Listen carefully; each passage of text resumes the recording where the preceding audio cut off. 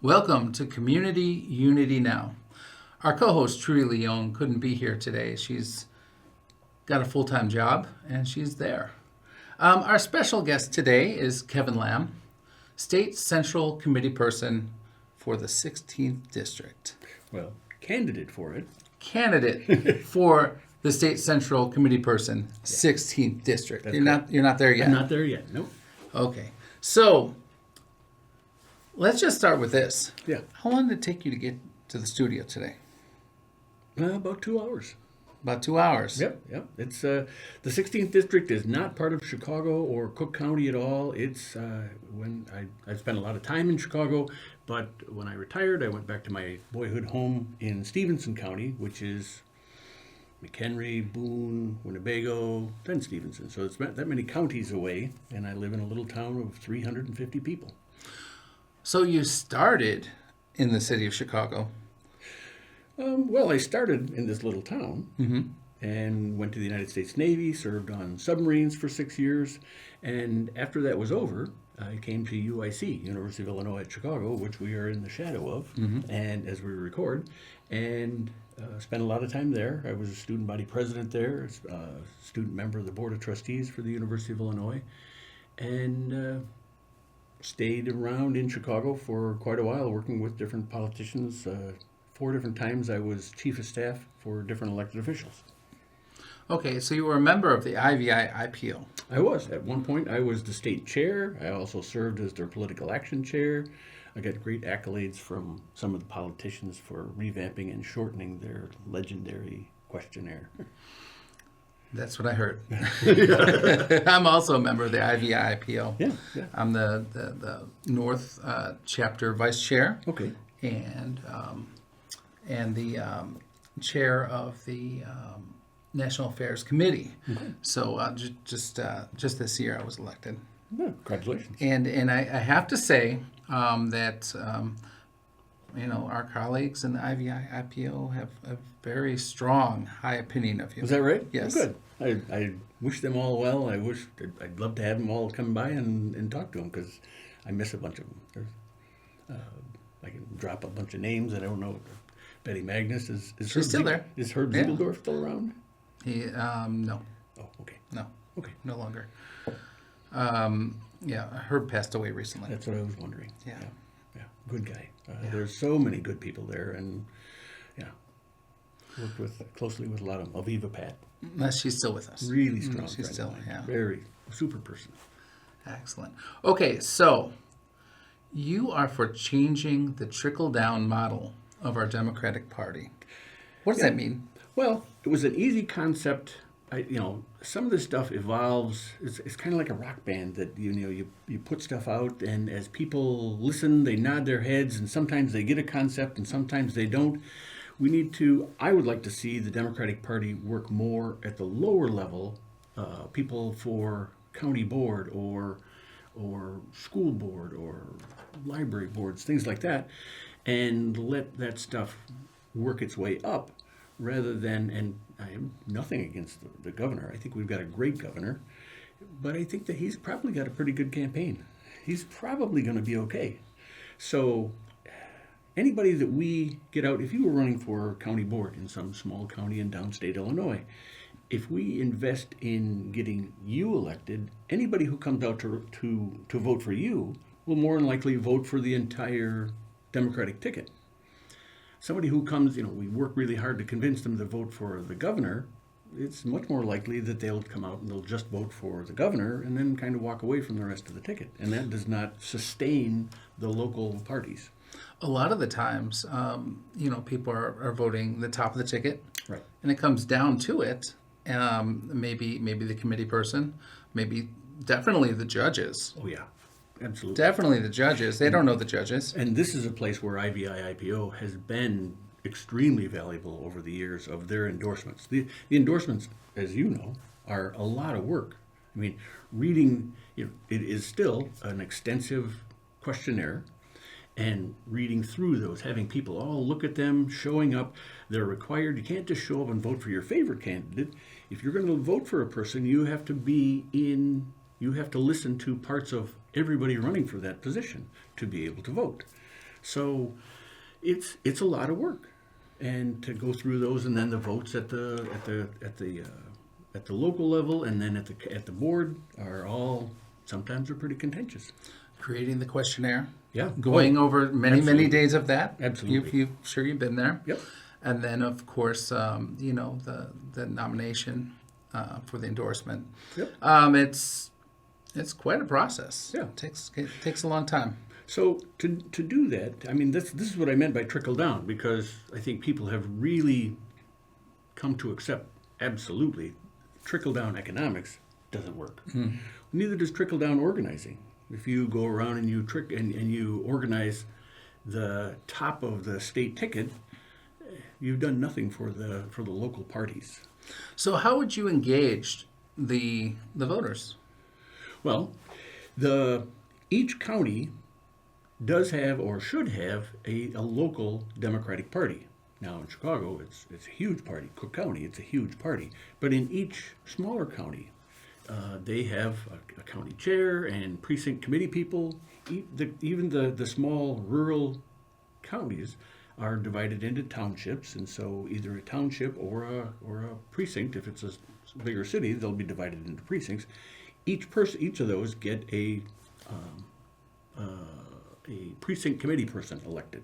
They come together and they form a central committee, and they run the work of the Democratic Party within that county. One question I get all the time is, could you describe the precinct captain? It's been said in the city of Chicago they were very powerful. They were. Now they're not so much. Not nearly as much. They don't have near as much power. There are great stories. One of the legendary people in Chicago politics is Dick Mell. He used to be the alderman of the 33rd Ward. And he had, I love telling this story because he likes telling the story, of a precinct captain that would tell people, if I can get your vote, I'll get you a garbage can. These are in the days long before the plastic ones we have now. They were 55-gallon steel drums. Mm-hmm. And if you didn't have one, you're out of luck. Where do you put your garbage? And so he got these people their garbage cans at the end of the night. He's looking through the returns, and he's looking who's come in to vote and who hasn't. And the people he gave a can to didn't come out to vote. And he left the organizational meeting room there, went right over to their house and took their garbage can. So, Chicago politics. Chicago politics. Some of that stuff has changed and lost because, in the old days, the committeeman, the ward committeeman, had more power than the alderman. The ward committeeman was the guy who could pick up the phone and tell so-and-so at a clerk's office, hey, I'm sending a guy down, and he needs a job, and I want you to put him to work. And there was no interview, there's no process, anything like that. And IVI did a lot of work to be able to fight against that. The Shackman Decree takes part of, so a lot of that power was taken away. And just the garbage cans. Now that we have, everybody gets a garbage can, although sometimes they disappear and whatever. But, it's a very specific thing, and the city gives them to you. So that power is gone as well. So we're talking about political influence, yeah. Getting the votes, making it happen. Right. And so after I started to work with different elected officials, and I got really good at knowing how to work with the community, how to work with, like in the North District, you guys have, I know Joe Moore started this, Maria has continued it in the 49th Ward with participatory voting. Correct. And it really engages people into figuring out where some money goes and what is our priority. Those things are important. When I was chief of staff for two different alder people, to be able to have that kind of interaction so that people could feel like they're welcome to come in. They don't have to fear the alderman. They come in and they can interact with them. It's important to be able to make people feel like they're welcome to come into the politics rather than, they're going to hurt me somehow. So what about getting out the vote? Oh, well, that's GOTV, get out the vote, is a legendary part of the process. There are so many phases of running for election. I know that earlier I watched one of the shows that Trudy talked extensively about being an election judge, which I taught election judges for years. But just the candidate, the process they go through, the final thing, you would think, okay, I've done everything, I've gone everywhere. Election day all by itself is a huge process. Getting people to go out to polling places, hand out cards with recommendations on them, dragging people in. If you've gone out and you've knocked on lots and lots of doors, you're only half done. If I've knocked on your door and you said, oh yeah, I will vote for Kevin for State Central Committeeperson, and on election day you haven't come out to vote yet, and we can see who's come out to vote early or who's had a mail-in ballot. If you haven't come out to vote yet, and then I have a person on the inside, a poll watcher, who's got a list of all the voters and they're keeping track of who has come out to vote, then they'll tell me, well, you haven't come to vote yet. So I'll have a runner, go to your house, knock on your door and say, hey, I understand you're busy, you're working, you've got kids, whatever, but today is election day. Mm-hmm. As political people, we know when election day is. But one, it's on St. Patrick's Day this year. And two, I don't expect everybody that it's the foremost thing in their mind. And so some people need a reminder. And there was always a little bit of honor in dragging those last people to the polling place before they closed the door at 7 o'clock. I was out there during the election. I was running for alderman, and you see these people driving in cars, picking people up. Sure. And pretty much like, hurry up, come on, get in that door. Don't be influenced by this or that. Just come on in. Oh, Here's your. You can legally take this in. Oh yeah, yeah. It's important for people to know. In Chicago, we do this a lot. You go to the smaller counties, and they're not used to that. Somebody handing them something, and you have to tell them, no, it's perfectly legal. You could make a list up yourself and take it in. If somebody gives you a list of people that you're recommending, you can take that into the polling place. Ballot. You can take a sample ballot, a palm card, or information card. Sometimes it's for people who are doing a write-in campaign, all that kind of stuff. You can take it in, and you can use it when you vote. How about the non-voters? Do you believe that the non-voters decide elections as well? Yes, absolutely. You make a decision whether you vote or you don't. We can have opinions all day long, but if you don't go and vote, then the people who you would rather not have win the election, and elections have consequences. I have a t-shirt that's got a really good saying on it. The mayor in Jaws 1 is still the mayor in Jaws 2. Elections have consequences. So I just think that's something. That's great. I know. That's really wonderful. Yeah. Trudy and I participated in the DNC. Okay. Last time around, and it was a wonderful party. It was celebrities. It was fantastic. It was balloon drop. It was famous musicians, and Trudy even got to interview Stevie Wonder, and I got to say a couple words to Kamala Harris, and Oprah's coming down, and Bill Clinton's the small little hallway. We were in the spot. Yeah. It was a great party. It is a good party. I think they work to make it. I mean, there's a lot of work that has to be done, but there's got to be a lot of enjoyment as well, because you've got people trapped there for 3 or 4 days to listen to all this work, and they want to make it a joyful party for the television as well. People tune into these things. I don't know when the last time was that we had numerous votes to be able to get to nominate somebody. But I guess what my observation was, we had this wonderful party in the city of Chicago, and it was the best. It was a party of the lifetime, but we didn't win that time. No, you can do, and sometimes this is the case. You can do everything, and sometimes you don't win. Now, there are, and people will hash out forever, why didn't we win and what didn't we do? you see people after a football game sometime, and the coach will say, "Well, why didn't you do this, and why didn't you do that, and why wasn't this successful?" And they will say, the other people get paid too. The other people have a good team too, and so you have to work to be able to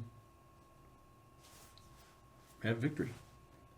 So it's not everybody wins. So as State Central Committeeperson of the 16th District, what would you do to get those non-voters to register to vote and get out to vote and vote for your candidates? Well, this is really an essential part of what I think is important. The Democratic Party obviously is really focused on the city of Chicago or Springfield or the Quad Cities. The 16th District, we all talk about gerrymandering, and it's existed forever.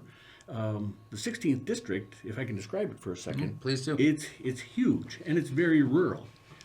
Is it like one of those little dragons, or is it more like a block? Well, definitely not a block. Compact and contiguous, if you can ask Aviva, she loves maps. It does not. Compact and contiguous is like, that's what's in the Constitution, and they go right past that and they start figuring it out. And I tell people who are Democrats that are complaining about the 16th District being all Republican. Well, if we don't draw, if the map wasn't drawn the way it was to pull all the red areas into the 16th, then you wouldn't have a Democratic slim majority in the 17th District. But yes, it goes, a lot of people know where Galena is, on the far northwest corner of the state. It goes all the way across the top of the state from Galena over to Harvard, Illinois. It goes down in between, over the top of Rockford. It goes down between Rockford and Belvedere, all the way down to Bloomington, Illinois. So that's many counties down. And at one point, one arm goes over to Morris, Illinois, and another arm goes almost all the way over to Geneseo. So it takes a huge part of northern Illinois and central Illinois. It's 21 counties. And so to your question, what would I do? Well, I've already been doing it in campaigning, and that is, you've got to be willing to drive everywhere. I have put 14,000 miles, more than 14,000 miles, on a little car. When I first started out, I was driving a Chevy Silverado. It only gets like 13 miles to the gallon, so that was not going to be sustainable. So I bought a used small car, which I got to tell people who gave me money, this will triple your investment because you're buying me money that I'll use for gas, and this goes more than 3 times the amount of gas. And so I put over 14,000 miles on that, driving to every different place. One of the things is when I first got into the race, and I'm looking at the 21 counties that I'm supposed to go to, 2 of those counties had no organized Democratic Party at all. Stark County and Marshall County, nothing. In Marshall County, they had 1 person on paper. I don't call that organized. I definitely don't call it a party. So in the very beginning, I said, once I'm the committeeman, I'm going to work in that area and I'm going to organize those 2 counties. After a while, that doesn't make sense. There's no reason. We do not need permission to organize, whether it's union politics, whether it's Democratic politics. And so we didn't wait. My campaign, I had an event in Stark County in December and another one in January in Marshall County. And even though it ended up being on a really cold night, we had put out mailers, we had done phone banking. We got 30 people to show up in Stark County, in a little town, Wyoming, Illinois, 1,400 people. Never heard of it. It's a great little town. It's got a beautiful downtown. People showed up there, and a couple people came forward, and Kimberly Babb Kent is now the acting chair. She's going to run for chair. She's going to run for precinct committee person, and she's going to do a great job. Marshall County, a month later, we had 65 people show up. So people are hungry for getting that vote out, and obviously they do voter registration.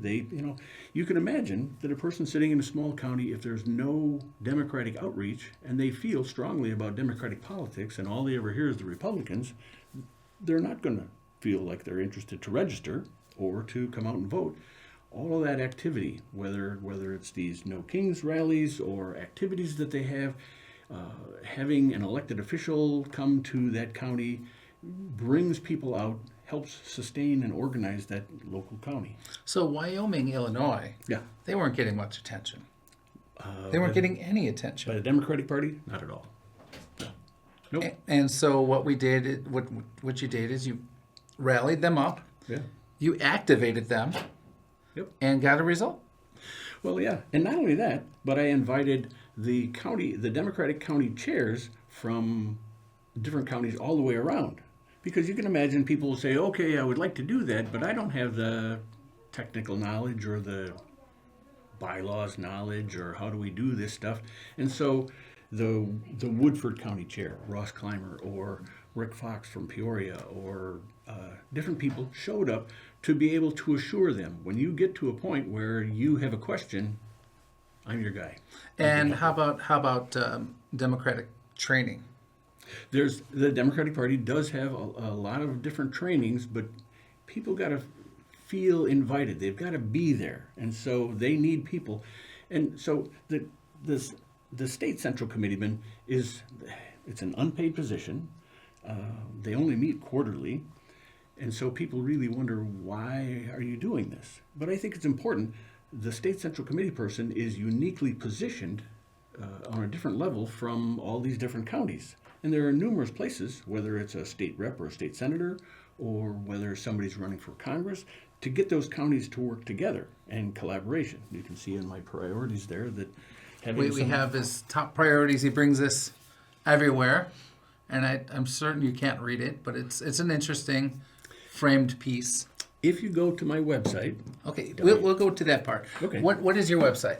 the website is www.kevinlammforillinois.com, and most of that same information is right there. Okay, There's so one we've whole got your page. top priorities. Yep. We've got about you. Yep. We've got donate to your campaign. Yep, of course. Okay, and endorsements. Lots of endorsements. I've enjoyed not just IVI, but Illinois Veterans for Change, a lot of good union labor, and a lot of the different individual chairs who are in those counties who see, and they see some of the work that I was done even before I got talked into running for this, are all endorsing me.